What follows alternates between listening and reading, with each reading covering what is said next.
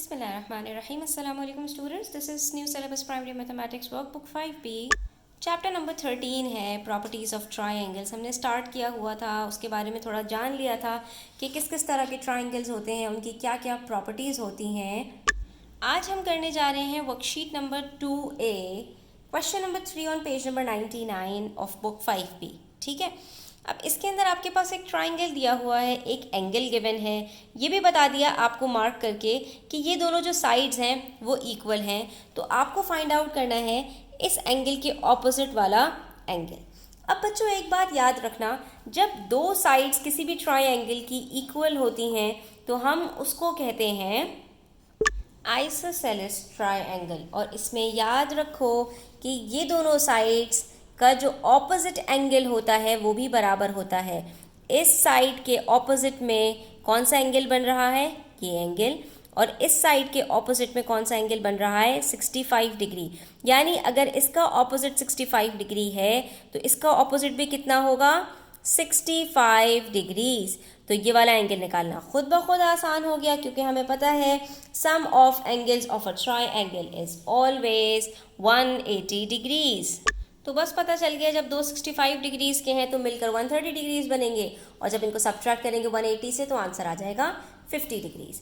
इसी तरह से हमारे पास पार्ट बी है, जहाँ पर हमारे पास अगेन दो साइड्स इक्वल हैं। ठीक है, इस साइड के ऑपोजिट में कौन सा एंगल है स्टूडेंट्स, ये एंगल है, ये इसका ऑपोजिट। अगर हम इस लाइन को थोड़ा एक्सटेंड करते हैं तो आपको पता चल जाएगा कि ये वाली जो साइड होती है इसका ऑपोजिट ये वाला एंगल है, और ये वाली जो साइड है इसका ऑपोजिट ये वाला एंगल है। क्यों? क्योंकि इस एंगल का ऑपोजिट तो सामने है, ये रहा। ठीक है, ये साइड का ऑपोजिट ये एंगल बी है। तो सबसे पहले हम यहाँ पर देख लेते हैं कि अगर इस साइड का ऑपोजिट एंगल ये है, इस साइड का ऑपोजिट एंगल कितना है, 80 डिग्रीज। तो डेफिनेटली ये भी कितना होगा, 80 डिग्रीज। ठीक है, ये दोनों एंगल हमारे पास 80 डिग्रीज के आ गए, तो एंगल बी हम आसानी से निकाल सकते हैं, और बस एंगल भी आसानी से कैलकुलेट हो जाएगा। एक और ट्रिक आपको यहाँ पे बता दूँ स्टूडेंट्स, जब इस तरह से हो, एक एंगल गिवन हो और दो डैशेस आ रहे हो, एक एंगल बी आपको मालूम करना हो, तो इसकी आसान ट्रिक यही होती है कि 180 में से जो एंगल गिवन है ना, इसको 2 मरतबा में सब्ट्रैक्ट कर दो। ये कुछ टिप्स एंड ट्रिक्स होती हैं जो बीच बीच में वीडियो के चलती रहती हैं, इसलिए वीडियो को बिल्कुल भी स्किप ना किया करें, एंड तक ज़रूर देखा करें। अच्छी लगे तो लाइक, कमेंट, शेयर करना भी ना भूलिएगा, और चैनल को सब्सक्राइब कर दीजिए अगर अभी तक नहीं किया। अब आ जाइए पेज नंबर 100 पर। यहाँ पर आपके पास कौन सा एंगल गिवन है, आपके पास एक एंगल गिवन है 130 डिग्रीज। अब बच्चों अगर मैं 180 में से 2 मरतबा 130 डिग्रीज को सब्ट्रैक्ट कर दूंगी तो 130 तो ऑलरेडी 100 से ऊपर है, तो इसका डबल तो 200 से भी ऊपर जाएगा।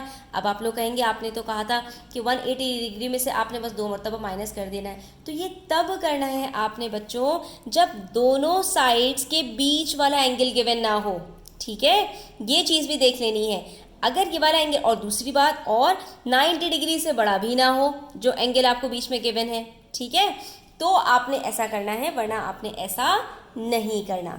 अब यहाँ पर ये एंगल गिवन है, तो ये वाला जो एंगल, ये वाली जो साइड है स्टूडेंट्स, इसका ऑपोजिट एंगल कौन सा है, एंगल सी। ये वाली जो साइड है इसका ऑपोजिट एंगल कौन सा है, ये वाला एंगल है। यानी अब हमें ये दोनों एंगल्स नहीं पता, लेकिन ये तो पता है कि ये दोनों बराबर होंगे। तो भाई आपने ऐसे में क्या करना है, 180 में से 130 डिग्रीज को सब्ट्रैक्ट किया आपने, आपके पास आंसर क्या आया, 50 डिग्रीज।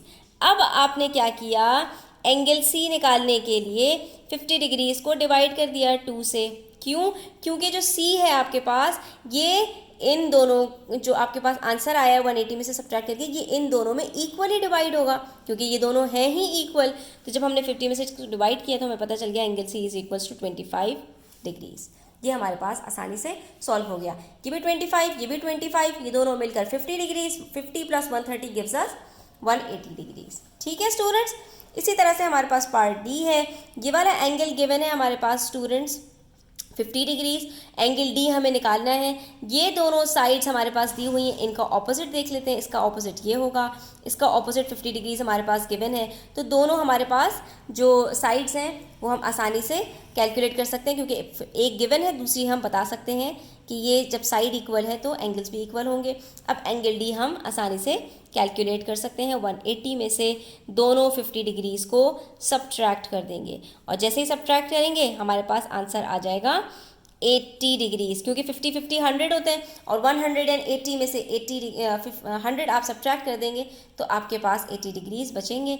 एंगल डी हमारे पास कैलकुलेट हो चुका है, दैट इज़ 80 डिग्रीज़। तो यहाँ पर हमारा क्वेश्चन नंबर 3 कंप्लीट होता है, all parts A to D। Thanks for watching the video till the end, take care, अल्लाह हाफिज़।